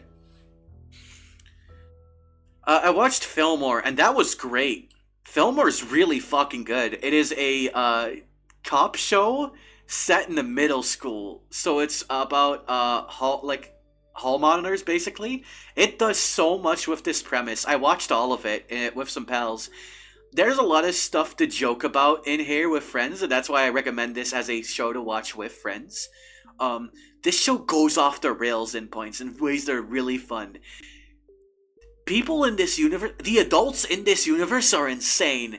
The kids are, like, delightful. This school has a seemingly infinite budget. It is great. I love Fillmore. This shit was so fun. Fucking Fillmore and Ingrid are really fun protagonists. Vallejo is a very fun take on the like chief character of the police station, because like He's just a kid. He's just like a 14-year-old. And this fucking, like, principal is, like, breathing down his neck the entire time. And the principal is voiced by, I forget her name. I think it's Wendy Malick, who voices, Ida in, The Owl House. She's great. She's amazing. She has, like, this aide guy who's really fun. Because he just kind of explains shit sometimes, but he's just always there. Why does this principal have an aide like this? The random chase scene every episode? Oh, what do you mean? Don't you mean the 2 to 3 random chase scenes that are always really fun? They have a lot of fun with the shots and, like, the tropes of a cop show from the 80s and stuff. This shit's really fun. I played Grapple Dog, and that was a really fun platformer. There's a sequel. Oh, I kind of want to pick that up at some point. I had a lot of fun with this one. The grappling is fun. I liked the, yeah, a lot of chase scenes. Yeah, there's so much. It's specifically a 70s to 80s cop show, yes. So Grapple Dog is fun. I liked it a lot. It has fun visual flair. It has, decently fun writing. The gameplay is really solid. Not a whole lot to say. I have my issues with it, but, like, that's why they made a sequel, right? That they did, and hopefully that one addresses some of those issues. Also because, like, you know, money, but, like, there was more potential here, and they're kind of delivering on that with that sequel, hopefully. But I don't doubt that they did. Not a whole lot to say about that one. Hypnagogia is a trip. I'm gonna say this one's I liked it. It is a really neat little wander throughout several dreams, is the best way I can put this. It has fun writing, it has really fun visuals that are like kind of somewhere between PS1 and PS2 style. They do a pretty good job at emulating that. There's some fun puzzles. It's mostly walking sim, but like it's fine for what that is. It's got some effective horror, honestly. Yeah, Hypnagogia was cool. Not too much to say about that one. Knuckle Sandwich was an RPG I enjoyed, but dropped because I didn't really fuck with the gameplay too much. The gameplay had a flow to it that I really did not like. It's trying to be like sort of a WarioWare RPG. You know how Yick was like... That's a horrible thing to say, but like... You know what Yick was trying to do? This did like a somewhat better job at that. But like... Overall, I think the end product is fine. It is fun. But I don't think there is too much substance in here. At least as far as I could tell. Both from a mechanics standpoint and a narrative standpoint. The characters weren't super compelling. It was just kinda fun. I enjoyed my time with Knuckle Sandwich. Maybe I'm missing something. I'm actually gonna be really honest. There might be something that I missed. Maybe... It's like both in terms of mechanics and writing. I heard some people who really like love this game, and honestly, that's fair. I don't see it, but like that's not. Maybe that's a me issue, you know. Hey, I wonder what Steve and Anya are up to. Anyways, the coffin of Andy and Laylee is kinda peem. Like, okay. Here we gotta talk about it a little bit. So the Coffin of Andy and Laylee is a story about two awful people that deserve to die. It is incredibly compelling. It is... And that is a specific word I use for a very specific reason. It is compelling. It is about two awful but really interesting people who end up in situations. They're siblings. It's not pornography, but it's a very intellectual story. No, I wouldn't say intellectual, but like, it's got layers. I'll tell you that. I'll give it that. It's got a lot of layers. It's very like narratively potent. They are very much the villains of the story. They are. They're protagonists and they're the villains of the story. Yeah. They are not good people, but they are so fun to just watch be awful. Both to each other and to everyone else and to themselves. There is a lot of detail and love put into this. But like, the love you feel for a character that you want to beat the shit out of, you know what I mean? I love this shit. It's so fun. I can't say too much about it. There's only 2 chapters out. That last one's gonna rock. I'm gonna fucking stream the shit out of that. Are you kidding me? But yeah, I like this one a fair bit. How much else we got? Not too much. Not too much. I played Tori 3D. That wasn't where I meant to put that. This is going in greatly enjoyed. This is like $2 and it's a good ass platformer. Not much to say. Tori 3D is really solid. Tori 2 is the exact same thing, but like a little better. It's a good ass platformer that's real cheap. Pick it up if you got like $2 to spend in an afternoon. The Wii Sports Baseball World Cup is a YouTube animated series, sort of a machinima, set in the world of Wii Sports. As narrated by Bog Boy, it is anime. It is a sports anime about Wii Sports Baseball, and it is so fucking fun. It's kind of like the same thing as Parkour Civilization to me, but it goes a lot harder, I feel, in what it's trying to do. It has like some fun songs, honestly. It has like that's a really surprising thing. It's got like musical numbers almost. It's fucking so goofy and like it's not Beam. It's not I can't put it there, but like it's greatly enjoyed. Like this shit's really really really really fun.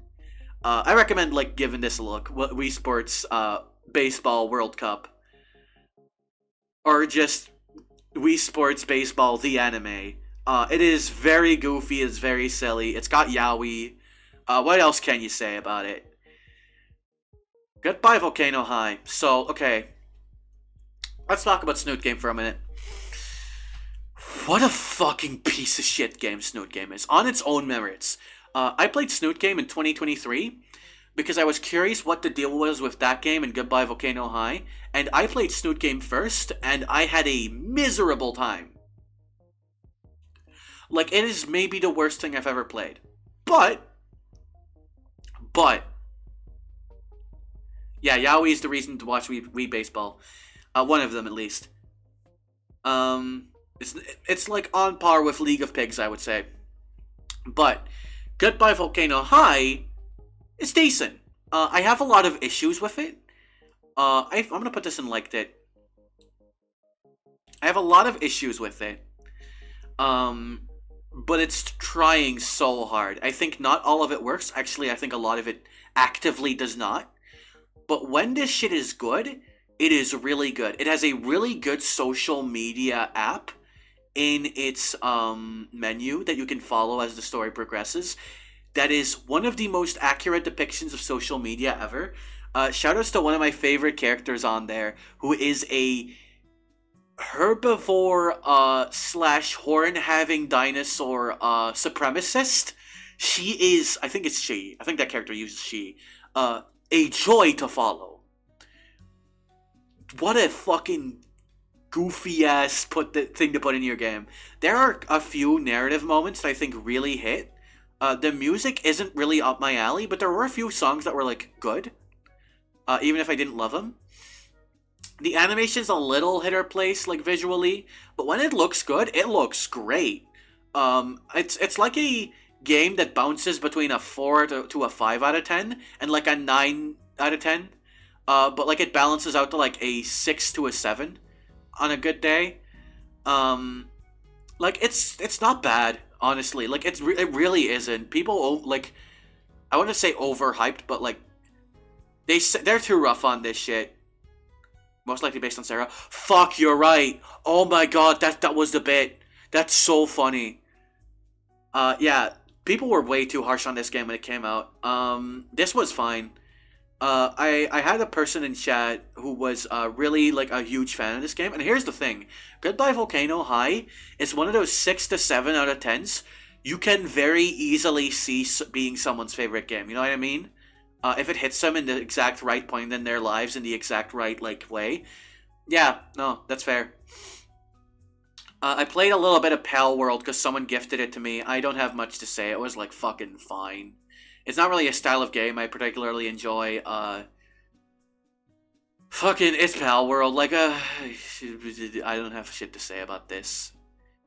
It's like a decent version of what it's trying to be. It's just that I don't really care. It was because it was revealed on the PS5. It was revealed when the PS5 was revealed, and it took a while. And furries also, yeah. 4chan is such a fucking piece of shit place, but don't want to get into that much. Too much. It's no Tori 3D. I'll tell you that's true. That's true. So this. Okay, so there's two things I technically did not play myself, but I watched someone else play. But I think it's fine for me to put them on here because they're visual novels. So let's talk about Fate Stay Night, Unlimited Blade Works. So here's the thing. I do not love this that much, but I think both of the two routes that I experienced this year, those being Unlimited Blade Works and Heaven's Feel, go in Ascension to Heaven tier. These are immaculately written visual novels. I have problems with them. I do not like Ilya as a character at all. I think she has a few good moments, especially in Unlimited Blade Works, but I think she is immensely flawed. Some of the character interactions, and this might be a result of the translation that I saw, feel a little off in terms of, like, people don't quite talk like this, but I don't know. Oh shit! Hello, Isla! Thank you for reading into me. We're talking about things I did in 2024. Yeah, hello, it's me. Yeah. Fate Zero does give more context to Elia. I believe that. Other than fighting games. I see. Okay, your only point of reference for Fate other than fighting games. Yeah? Yeah, we're talking about things I experienced in 2024. You know, games I played, shows I watched, movies I watched, things I read. Play everything in Ascension to Heaven. The things in its Peam are also really good. They did give us Carrie and Archer. They're very fun. And Rin, also, yeah. I did not perhaps fuck with Fate too much. It missed some of my, like, big brain rot, oh my god, this is insane peak, fucking, oh, I have to tell everyone about this levels of... It didn't hit me personally as hard as any of the other things in Ascension to Heaven did, but it is really good regardless. The writing is really solid, it has a lot of really strong themes. A lot of the character relations are really interesting. It was never a mistake, that's true. Yeah, big recommend. It is anime bullshit at times, but, like, what else do I say? It has a hungry white woman, that's true. It has one of those. Yeah, I like Fate. It's good. You know what? No, I like Fate. It is incredibly peak. That is how I would put it. Some would say the hungry white woman. True. I played Blue in a video game at the start of the year. That was bad. I did it for the bit. That did not pay off too much. It's not a good video game. I heard it was, like, comically buggy and shit, and it was, but, like...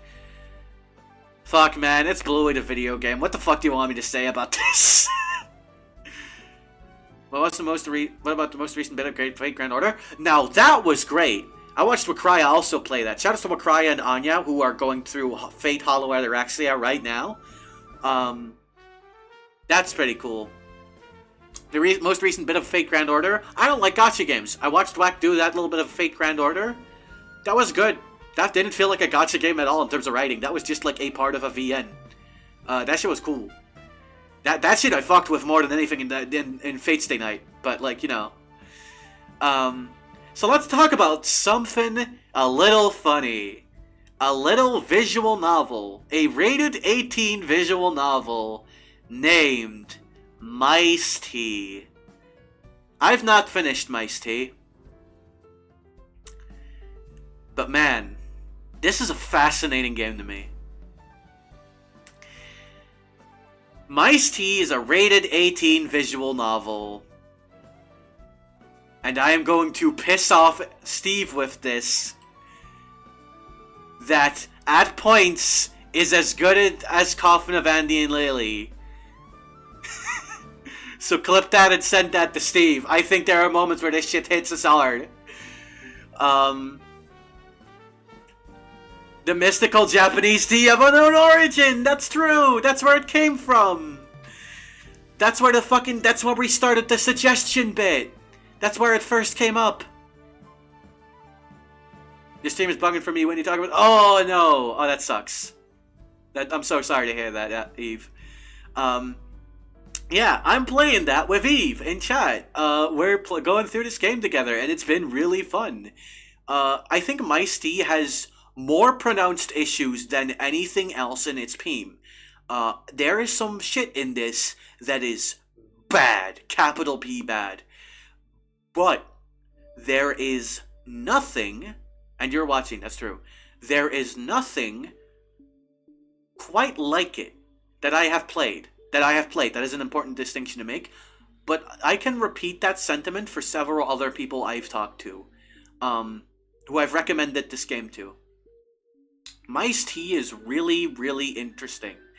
It is structured in a pretty interesting way. It's a visual novel. It's a dating sim. You play as a woman called Margaret, who stumbles upon a tea that transforms you into an animal. Specifically, as the name might imply, a mouse. It is TF smut. I am not into TF. But, like, it's interesting to read. It has a lot of really, really deep it has a lot of deep, interesting discussions about, like, gender and sexual orientation, and it's also furry in general. That's true.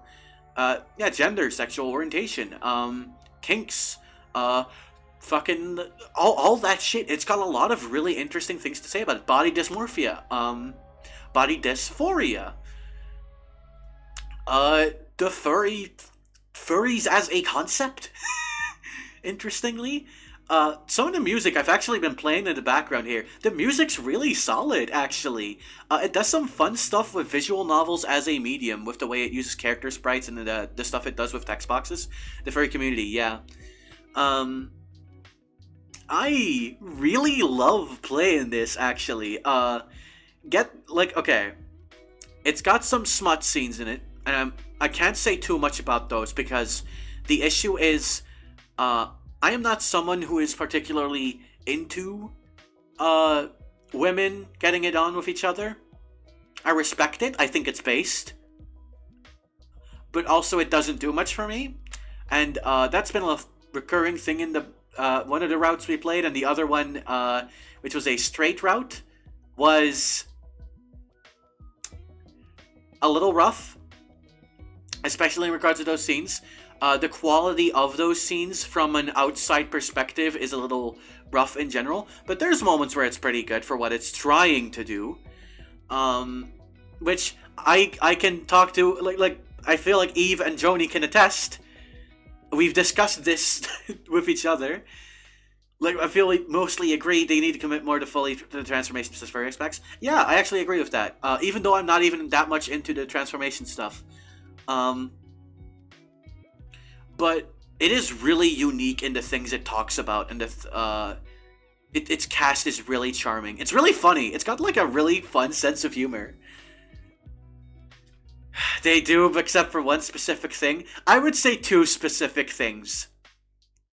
But, well, that's the whole thing.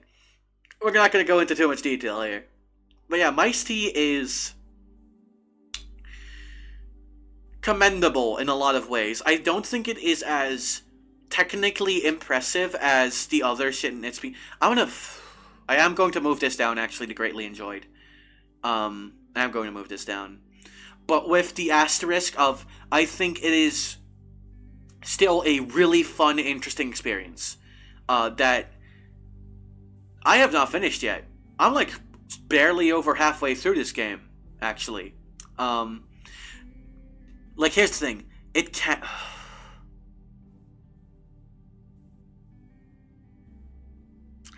You two are trying to, like force my opinion. You're trying to force in my hand. You agree to move it when you finish. I'm not going to agree to move it when I finish. However, I may change my mind. I am open to that possibility, depending on how those other routes go. If those other routes are better, that okay, not better. If those other routes are as good as I am hoping they are, or at least one of them is, then I would say this goes here. But at the moment, after having done the routes for the characters Gavin and Felix, I'm putting it here. Where's the amount of Sylvia putting it? Sylvia's pretty fun. I love Sylvia. She has a suggestion. Yeah. I don't know. Sylvia's route's pretty good so far. We haven't done Jolie's yet, but we'll get there. I played Potionomics. That shit was really fucking good. Where'd I put that? Where'd it go? Wait, what the fuck? Where is it? Oh, here it is. Okay. Yeah, Potionomics really good. I have some issues with the writing. I know some people here are watching Jackie's playthrough, so I'm not going to say too much about that. Because some of it is still spoilers. But I think for the most part, the cast is incredibly charming. The music's pretty good. The visuals are great for the most part. It has a very fun core gameplay loop. The only issue in that regard is that I think the... it can get a little repetitive at points. The UI has some issues, I feel. I don't know, I have my problems with it, but it also has like, despite those little issues, I think overall it has enough good writing to offset some of the minor gripes I have. And it has a lot of charm, to the point where I want to put it here. But it also has Muck Duck, true. He kind of bad as hell. And also Boss Finn and also Roxanne. But all three of those are... Luna also pretty... Shoutouts to Bugs. So we got a couple episodes of the Amazing Digital Circus. This shit kind of peem. This shit's pretty fucking good. Like, it's the amazing Digital Circus. You know? Featuring Alex Roshan, who... Shoutouts Alex Roshan, man. Fuck. Like, I followed that guy when he was making top 10s on YouTube. Incredible hot take. Yeah, I know. Crazy, right? Putting this in Peem? Wild. No one could have guessed that. Everyone knows what this is. If you're watching me and somehow don't know what this is, I am astounded. Frankly. But, like, let's be real. You do. Let's not kill ourselves. Went from making top 10s to being a great voice actor. He is. He is a really good voice actor. Absolutely. Shoutouts to what voicing Spampton does to a guy. And his career. So IDW Sonic's been pretty good. I don't have like a ton to say about it. But you know, it's Sonic. We like the blue blur here. I think these comics have been really good. Not a whole lot to say of substance. I like that they put the two guys from Ghost Trick in there. That's fun. Even if they're only background characters. I love Surge. I like Clutch. He's a fun villain. I like Mimic. Mimic's cool. Whisper is great. Tangle's fun. I like all the fucking like OCs in IDW Sonic, honestly. Starline, my brain does things when I look at that guy. Platypus brain, funny. Anyways, Balatro is it's kind of peem. It's kind of like revolutionary deck building roguelike, right? Fucking, it's Balatro. I don't know, what the fuck do I say about Balatro? It's a little, it's Gamble. It's Big Gamba. It's good. It's Balatro. What the fuck do I say about Balatro, you know? UFO 50 is also really widespread and well known and really fucking good. It is not as widespread and well known as like Digital Circus or Balatro or anything, but it is like very notable. It's a collection of 50 games themed around like Action 50 things. It's by the Spelunky devs. But this shit's like really good. There's only a couple games in here I don't like. It's a little arcadey. Not every game, and that's the crazy thing. It's got a lot of arcade games in it. It also has some, like, full-on games. I forget the names of them. There's this one, like, point-and-click adventure horror game that's really good, like, on its own merits. There is a Metroidvania in which you play as a submarine that's really cute and charming, and it plays pretty good.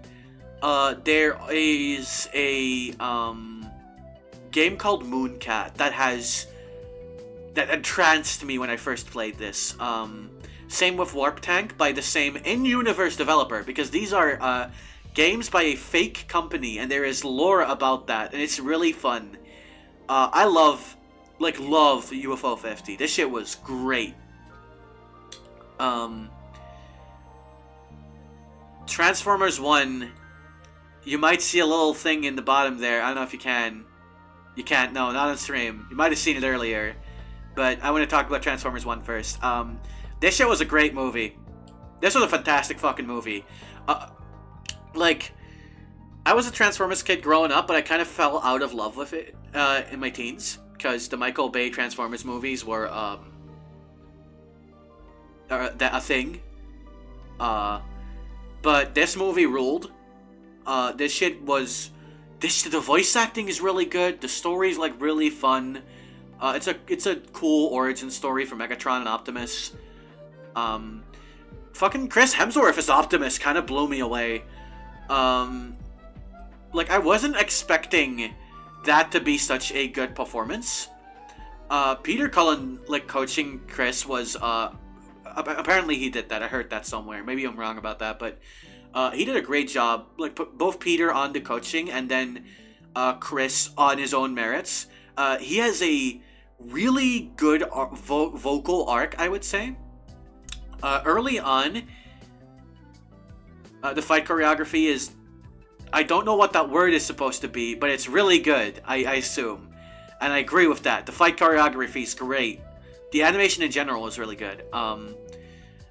Yeah, Chris Hemsworth does a really good job at, like, going from a younger, more optimistic, like, perhaps even slightly childish Orion Pax to Optimus Prime. To the point where there were moments in the later parts of that movie where I was like, holy shit, that's not Peter Cullen? He does a fantastic job. Oh my god.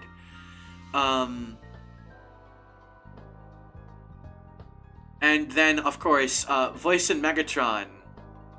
Yo, Brian Tyree Henry. Dude, you knocked it out the park. He has his own take on Megatron that's a little bit different from Frank Welker, I believe was the name of his original voice actor. It's different, but I like it a lot. He does a good job early on being like, you know, Orion Pax's buddy, T-16. He's like a really fun guy throughout. As a character, I find him incredibly fun. This is a really good Megatron. Yeah, the voice acting was great. The fights were great. The jokes weren't amazing. There were definitely some duds in here. Though some got me. There were not everything missed. There were there were groaners, but there were also like a couple of ones that like got me like smiling. That was like, oh, that's cute. I like that. This is a fun bit. I liked it. And then, yeah, Transformers 1, good. I really liked that. And so this is interesting. Because I don't know how I would describe this as a thing I did. I organized a Pokemon Nuzlocke tournament. And it is... Okay, I'm gonna order these a little bit. I think I like UBW more than this. I think this is for my personal, like, how much do I like this, right? This tournament, hosting this tournament, was... Oh, okay, so, for those who watch this in the future who might not know yet, or, like, someone who might be, like, looking in a little bit now and might not know, I organized a Pokemon Nuzlocke tournament this year. I got a bunch of my friends to participate in it. I got Jackie, Wakraya, Steve, Lulu, uh, and Mira, VT Mira, Isla, who rated in earlier. Thank you for that again, by the way. She was also in there. We got Arcanic, who is also a very fun streamer. He hasn't been too active lately. He's got his own stuff, but he's a very fun guy. Fellow Megs Monster fan, gotta respect that. And Nightly Night, who is also like a really dear friend to me.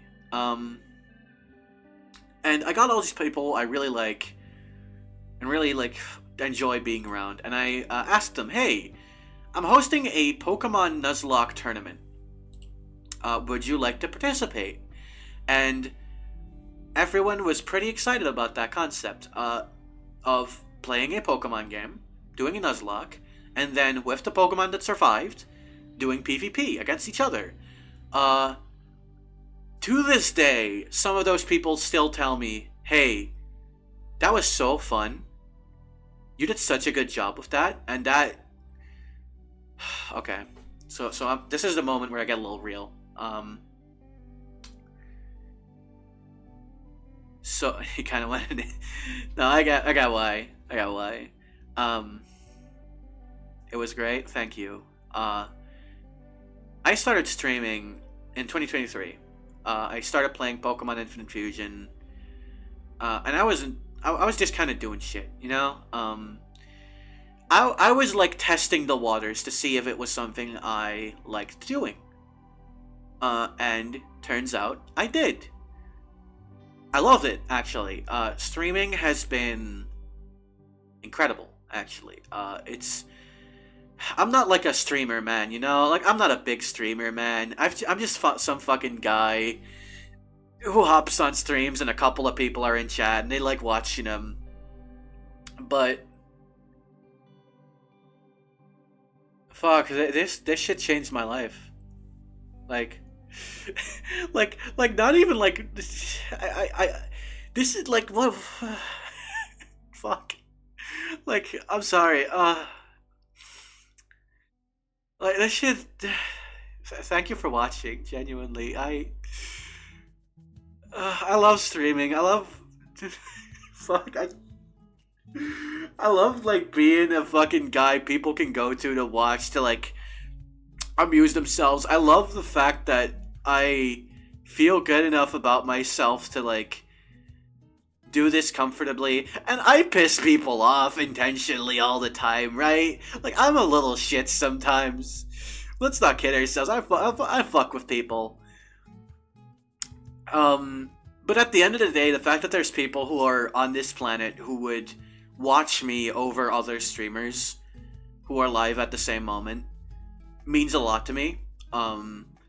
The fact that there are people who enjoy my company and enjoy me as a person enough to want to participate in a thing like this and watch that thing means the world to me. Every person who participated in this tournament, I would take a bullet for. I need you to know that. I love all these people from the bottom of my heart. And I wouldn't say I know all of them super, like, well. But that's fine. Like, they're all really cool people. You should fucking follow and subscribe to every single one of these people. Except maybe Steve, because he doesn't stream. But fucking tell Steve he's a cool guy. Now, if you know Steve.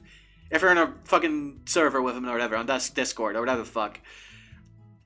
All these people rule. I love them all. They're fucking awesome. The fact that they wanted to do this... that they that I came up to them with this fucking idea that like asked so much of them, honestly. Hey, could you like fucking record this whole fucking thing and do a whole like stream series for me so you can participate in this event I'm doing? And they all gladly did so, and they had a lot of fun doing it. And then the event itself, I didn't even get to the event itself. It was so fucking fun. Oh my god. Like... there were so many memorable moments from that tournament.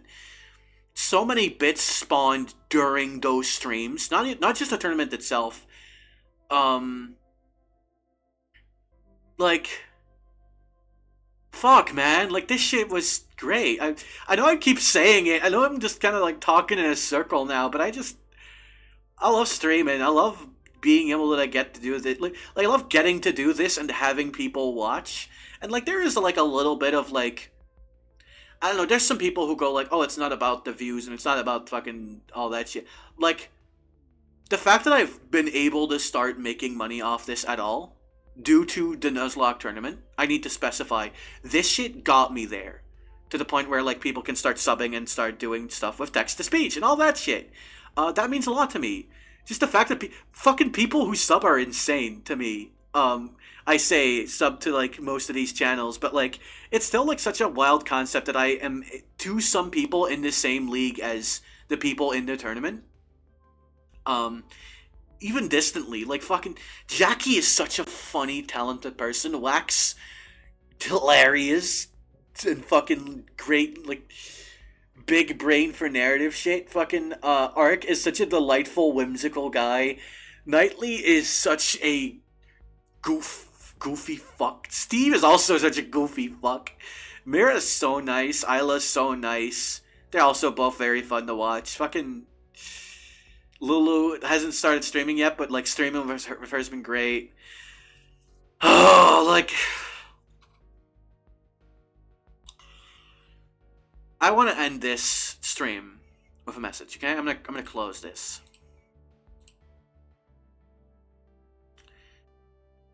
I started streaming because it seemed like a fun thing to do. I wasn't sure if I was gonna stick with it, right? Like it's shocking, right? Like. It was just a spur-of-the-moment thing that I spent maybe a little bit too much money on. Maybe. But at the end of the day, it was one of the best decisions I've ever made. That Nuzlocke tournament is one of the most fun things I have done in my life. Streaming is one of the most fun things I am doing with my life. I look forward to every stream I'm in, every stream of my friends I get to watch and even get to be a part of. Shout outs to Anya as well. Poke your tongue. Don't poke me. Don't stop that. Fucking. I don't know. Thank you. If there's ever anything you want to do, and let this be the lesson you learn from this. If you have something you want to do, but you're not sure if you should do it, but you really want to,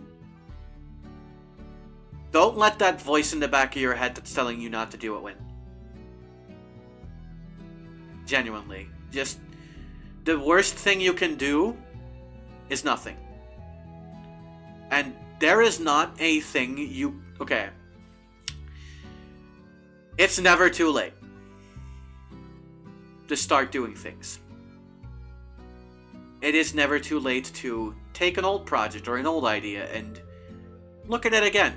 And like maybe learn from it. Maybe do something new with it. Maybe look at why things didn't work and try something new with that. The worst thing you can do is nothing. Do something. Hoaxnick, thank you. Thank you! Thank you. Not for the poke. The poke is unwelcomed. The poke is gonna result in me biting your hand off, but... thank you. Fucking... Ugh. Don't cry. Sorry, try. Fucking... Do try. I misread that. Sorry. Do try. And now, don't just try. Do. Also just do. But also try. You know what I mean? Don't fucking call me Snatty. I'm gonna kill you. Joni, I'm going to put you in a fucking cage. And not in a fun way. Not in the way you want to be put in one. I'm gonna put you in like a very uncomfortable one. With a TV that is playing Queer Duck 24/7. Oh, an ad started. I didn't even realize that. Oops. Yeah. Rip. So people aren't going to say the thing I'm going to say now. So, this is what I'm going to say. Except Eve. Eve is going to say, that's it, cry. No, don't cry. Unless you feel like you need to. Don't be afraid to cry, you know? It's fucking... This shit got me emotional, man. Like, what the fuck am I gonna... My brain ain't worked so good. The emotions took over. I don't know what to say, man. Like, thank you all for watching these streams. Thank you all for being here. Thank you all in general for everything. And I'm glad I get to do this. This has been great for me as a individual. Fucking... I don't know what to say anymore. Let's go fucking raid into someone. Let's go fucking go to someone else. I got more Mice Tea to play. Thank you for streaming. Thank you for watching. /raid. I actually don't have anyone to raid into. I just realized. Oh wait, I do. I have so Bunny at Jackie's, Lilycat VT is streaming Raft.